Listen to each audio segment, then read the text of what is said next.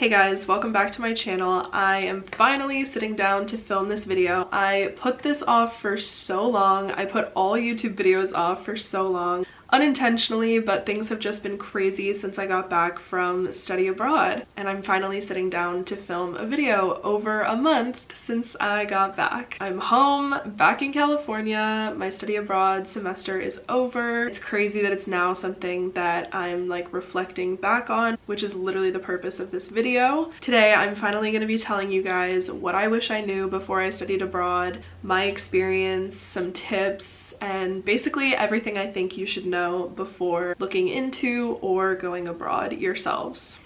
I have a long list in front of me on my computer and there's a lot to go over, so let's just get into it. First up, picking the actual program that you're going to go with abroad is actually a lot more difficult than I thought it was going to be. And I should know how hard picking a program was because I did so much research and I had applied to a school and then all of my classes got filled up before I could go. So I actually had to defer. Instead of taking the chance of repeating that process again and having to defer again, I just applied to a completely different school. So I went through this process twice actually, and both times it was just as excruciating.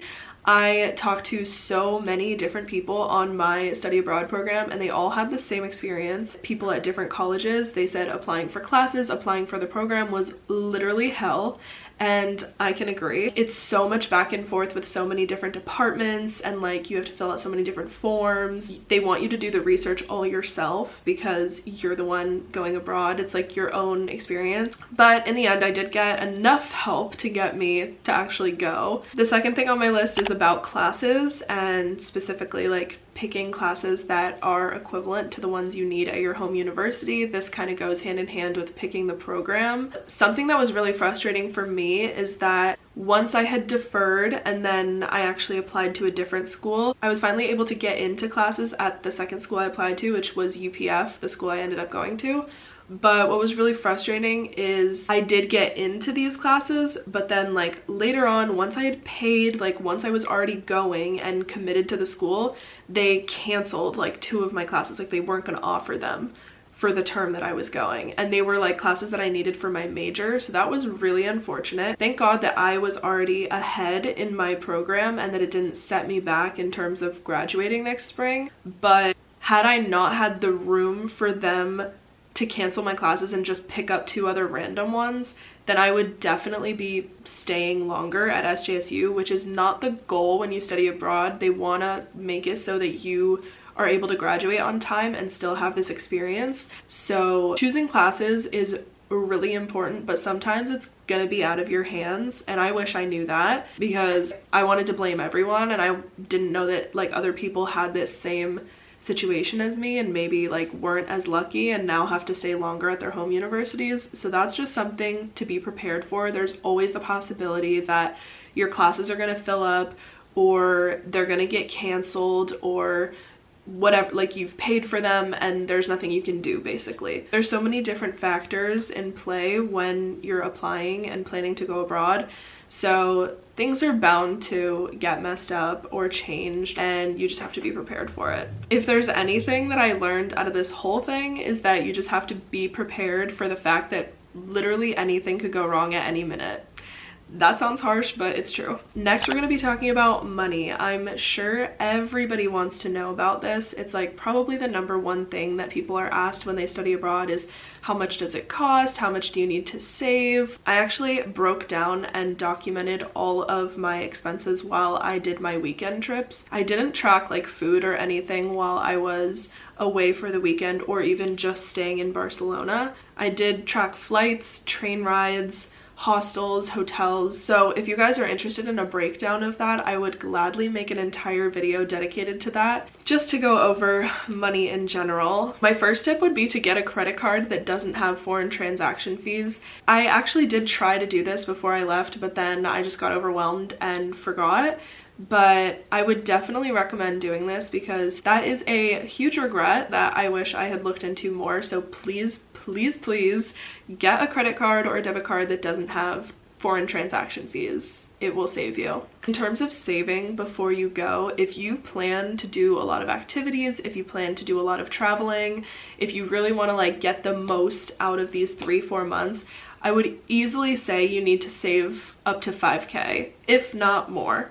I personally didn't save that much, and I was on an extreme budget while I was abroad, especially because I had a lot of things go wrong in terms of like my money and my cards and my phone and whatnot. For me personally, on a pretty tight budget, just including like flights, train rides, any like hostels or hotels that I stayed in, and then like taxis or Ubers that I took while traveling, I spent $1,000 just on traveling, not including food or activities or going out or drinks, anything like that. Just $1,000 on the actual traveling itself. And that was over the course of 3 months and 3 weekends I stayed local in Barcelona. Like I said, I did make a like spreadsheet breakdown of everything I spent on my trips. If you guys are interested in seeing that, I could make a completely separate video on that, but I would say saving between like $3,000 to $5,000 is like a base of what you would want to do for expenses while being abroad. So speaking of traveling, I recommend that you travel as much as you can, especially if this is like your first time going abroad or going to Europe or going to wherever you are going to study abroad. Travel as much as you can, as much as your energy and your money will allow you to. Travel. Something I wish I did more of while I was abroad, and something that I wish people stressed more before I went, is traveling within your country. So for me, that was Spain. I did go to Costa Brava, Madrid, Mallorca, and Barcelona, obviously. But I still feel like that wasn't enough of Spain, and I would have loved to see more, but I feel like it's almost like it feels like a competition, not between people, but like when you get there, you have such a short amount of time to do so many things that it's like you want to go to as many cities as you can, as many countries as you can, you know. You want to cover so much ground. It's easy to lose sight of what you really want to do and the places you really want to see. Aside from that, like I said, I did travel almost every weekend except for 3 weekends that I spent in Barcelona, and I do not regret any of it. It was the best part of my study abroad, obviously. I wanted to go abroad simply to travel and see more places, and I'm so glad that I did. If it's important to you to get to a certain amount of places, then I would definitely write those down somewhere, make a note of it, and hold yourself to it. Something that I also recommend / wish I did is take a solo trip. I basically spent the entire program and time that I was away traveling with my roommate Brenna. We did almost all of our trips together, but actually the first weekend that I was there, I had a friend staying and visiting her sister in France. So I took the train to France to meet them, and I stayed with them for the weekend. I don't think you could call it a solo trip because obviously her sister kind of knew her way around since she's living there right now. But it was just a really real experience to just get there, like, and then within days I was already taking a train to France on my own. Like, it definitely hits you when you do it, and maybe it hit me because it was so early on in my travels, but I definitely recommend you just go somewhere. It doesn't have to be a flight, it doesn't have to be a different country. Even if it's a 30-minute train ride, just go by yourself. Go take a book or like a journal or do something and just have like a self-reflection day. And it's gonna be an amazing memory from your time abroad if you do something by yourself. One of the main things that you get by being abroad is just stepping out of your comfort zone and being independent. So in any way that you can do this on your own is definitely a plus. Going in with traveling and weekend trips, I'm here to tell you that travel fatigue is a real thing, and it hits hard. I traveled almost every single weekend, and you will be exhausted if you do the same thing. I kind of pushed myself in certain situations, like there would be 2 trips I really wanted to take back to back, and then I knew I really needed a rest, so I would go traveling 2 weekends and then stay in Barcelona or do something local. My program was especially short. Majority of other programs are at least a month longer, so I would definitely recommend like doing 2 weekend trips and then like staying local and then like another trip or 2, and just kind of do it like that to kind of give yourself a rest. But if it's like back to back to back to back to back, it'll be terrible, because I know I did 3 trips back to back before my birthday weekend, which is when my dad came to visit, and we went away that weekend and I was sick almost the entire time. Like I spent my whole 21st birthday being very, very, very sick. So I highly recommend resting, listening to your body when it's telling you that it needs to chill, planning efficiently, but also planning for your health as well. Something that I personally wish I knew before going abroad is just how much theft there is. Theft affected me personally while I was in Barcelona in many ways, and a lot of my friends actually also had like their wallets or their passports or their bags stolen. You just have to be super cautious of your stuff at all times. I was definitely worried like going abroad in terms of my safety, but I think that's just something that we're accustomed to in the US because violence is so prevalent here. But I felt safer walking outside alone at night than I did putting my phone in the back of my jeans pocket, which is just completely the opposite of how it is in the US. So it is just definitely something to be aware of when you're planning to go. Like definitely bring a crossbody bag or a money belt or a lanyard that you can put around your neck for your phone. Like any way that you can keep your stuff on you, I would definitely recommend. In terms of actual school, the grading system, I was not prepared for that. Everything, like assignments, tests, quizzes, as well as the overall grade for a class is on a number scale. It's a grade from 1 to 10. And at my school, it is very difficult to get a 9 and a 10. I heard that from all of my teachers. And a 9 and a 10 to them is like between an A- and an A+. But that's very different from how we grade in the US, because if you got a 7 on an assignment, you would assume you got a 7 out of 10, and that's a 70%, and that's like a C. But it's not. For them, that's more like a B. A 7 is like an average grade. On the same topic as like school, something I wish I knew is how common night classes are. And they're not even night classes because to them they're like evening, late afternoon classes. They're like 6, 7, 8 p.m. Like those are the starting times. And all of my classes were at least 2 hours long. So you're having class until like 9, 10 at night, which is definitely not something we are used to doing here. I wish I knew that that was more normalized, but it's not like it really held me back. I did only have class Monday through Thursday, so that was really only like a bummer for me because if I wanted to go out on Thursdays, I usually still had class going on until like late in the evening. But anyways, in reality, like school is school. There isn't much that's going to be unexpected in terms of the actual school, and it's also based on like program to program, so I can't really say like, oh, I had this experience, but then it may not even apply to somebody else. So next thing is that making friends is going to be harder than you think. I definitely went into this thinking that I was going to meet like 20 people right in the beginning and we would like plan trips and go out together and do a bunch of stuff. I did see that that happened for plenty of people.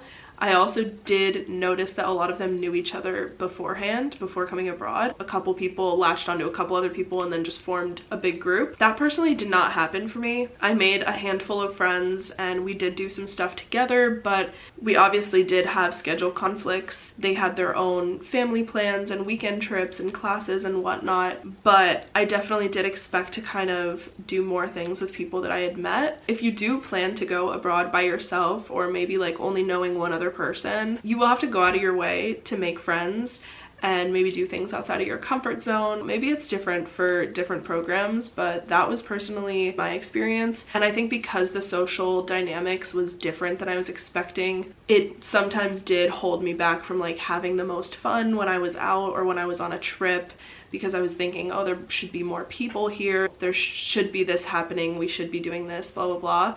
So I would just say, like, if you've got 1 or 2 or 3 close friends, like, call it a win and have the best experience you can, because like I said, I did all my traveling with my roommate Brenna. I think we had a really great time, but there were some times where we were like, oh, you know, it's just the 2 of us again, like, love ya, but need some variety, which is totally fair. And I know we both felt that at times, but it's like, at the same time, don't let it hold you back from the experience you're having. Moving on to another big topic, which is like packing, what you should pack, what I wish I packed, what I wish I didn't pack, everything involving what you should bring to study abroad. The biggest thing for me is like, pack what you are going to wear. This is something I actually stuck to, but I feel like a lot of other people didn't really know or like think to do.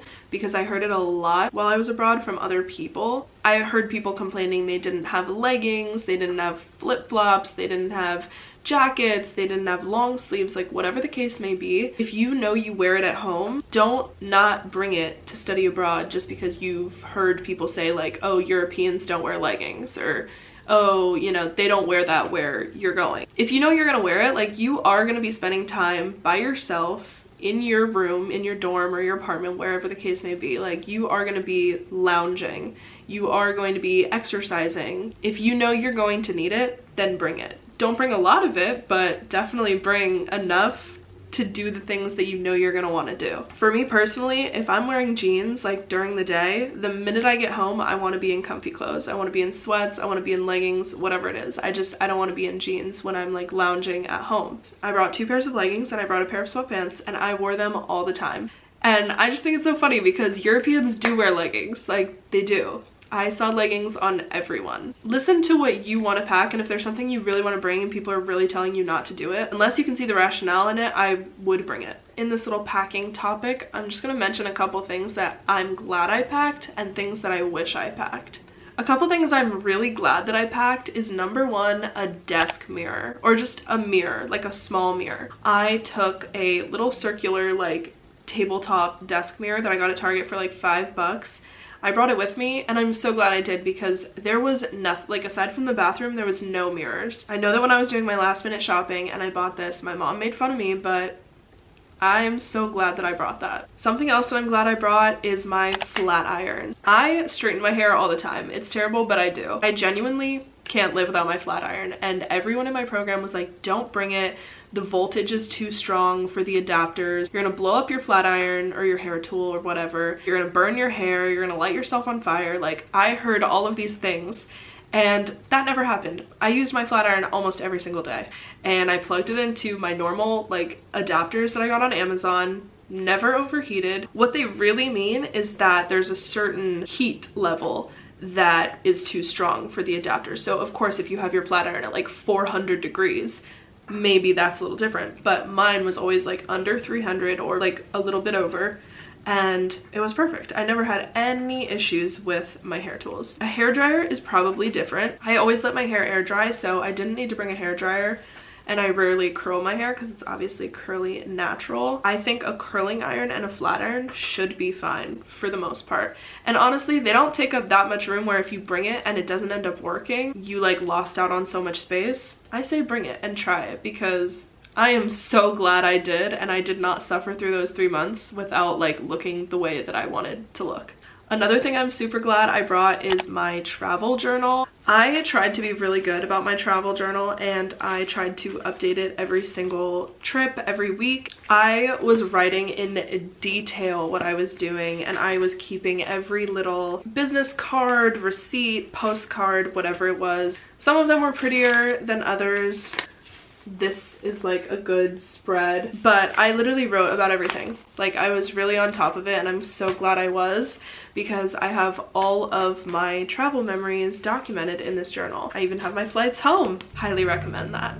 2 things that are kind of related that I'm glad I brought are over-the-ear headphones and earplugs. You never know if your roommate is gonna snore or if there's gonna be loud noises when you're trying to sleep or anything like that. Sleeping on a plane, train, you need earplugs. And then over-the-ear headphones. Like I said, you never know what the noise level is gonna be like, and personally, outside of me and my roommate's room, we always heard kids screaming. There was like a little preschool right outside our window, and we could hear them all day, like into the early evening. They never stopped running around and screaming. So it was good when I just wanted to like watch a show and not hear that, or listen to music or focus on whatever I'm doing, and I had like good over-the-ear headphones, so I definitely recommend those. A few things that I wish I had packed that I didn't is number 1, warm coats. I brought my one big puffer jacket, and luckily that did it for the most part, but Barcelona experienced like one of the coldest winters in a long time, so I wish I had brought something warmer. I ended up buying 2 jackets while I was over there. Point blank, it was a lot colder than I was expecting it to be, so a lot of the things I wish I brought are layers and warmer clothes. Like, my next thing is long sleeves. I brought so many tank tops and t-shirts, but like 3 long sleeves. Granted, I don't wear a lot of long sleeves. Like here, I don't own them. Yeah, long sleeves and warm clothes. Another thing is a spacious bag to put under the seat for traveling on the weekend. I went into it with my North Face backpack, but it ended up being very skinny and I was kind of just like stacking a couple things on top of each other. It wasn't really spacious, but then I ended up switching over and using my Longchamp tote bag because I found that I could actually fit more stuff in it, even though I think it's like a smaller bag, it's just wider, so I could stuff more things in it. So just finding out whatever works for you. Keep in mind that the budget airlines do end up charging you if the bag doesn't fit under the seat perfectly, or if you have to like push it in or whatever the case may be. They're very strict about that. I'm sure people have seen that on like TikTok and stuff. But definitely bringing like a spacious weekend bag, still, you know, a good size for traveling, is something I wish I had brought. Something else that I was advised against, but I wish I brought, is a reusable water bottle. There were only a few of my friends abroad that brought their like Hydro Flask or some sort of reusable water bottle, but some of them, like me, I guess we might have seen the same thing, like just didn't bring them. And I ended up like just having these giant plastic water bottles like every week, and then I'd throw it away at the end of the week and get a new one.